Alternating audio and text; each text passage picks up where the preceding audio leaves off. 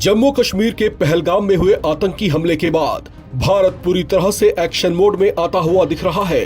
राजधानी दिल्ली में देश के रक्षा मंत्री राजनाथ सिंह की अध्यक्षता में सर्वदलीय बैठक खत्म होते ही आकाश लड़ाकू विमानों की गगन गर्जना से गूंज उठे।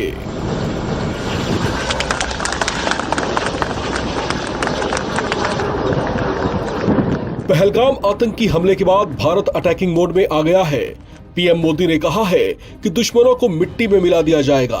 लगातार ताबड़तोड़ बैठकें हो रही हैं। दुश्मनों का नाम मिटाने का प्लान बनाया जा रहा है।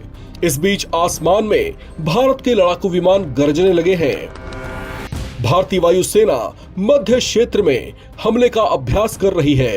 राफेल और सुखोई 30 विमान अपनी ताकत दिखाने के लिए बेताब नजर आ रहे हैं। भारतीय वायुसेना राफेल विमान के 2 स्क्वाड्रन संचालित करती है, जो पश्चिम बंगाल के हाशिमारा और अंबाला में मौजूद है।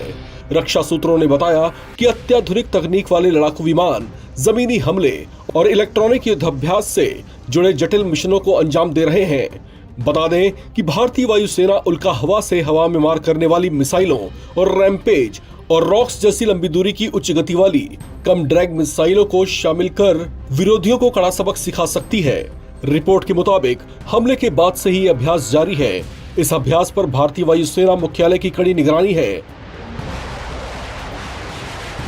आपको बता दें, भारतीय वायुसेना के टॉप गन पायलट उच्च योग्यता प्राप्त प्रशिक्षकों की निगरानी में इस अभ्यास में हिस्सा ले रहे हैं। फरवरी 2019 में पुलवामा हमले के बाद पाकिस्तान में घुसकर हमला करने के लिए भारतीय वायुसेना का बड़े पैमाने पर इस्तेमाल किया गया था। भारतीय वायुसेना ने 2019 में मिराज 2000 लड़ाकू विमानों का इस्तेमाल किया था। इसके अलावा आज भारतीय नौसेना ने स्वदेशी निर्देशित विध्वंसक मिसाइल का INS सूरत से सफल परीक्षण किया। इस मिसाइल ने समुद्र में लक्ष्य को सफलतापूर्वक निशाना बनाया है।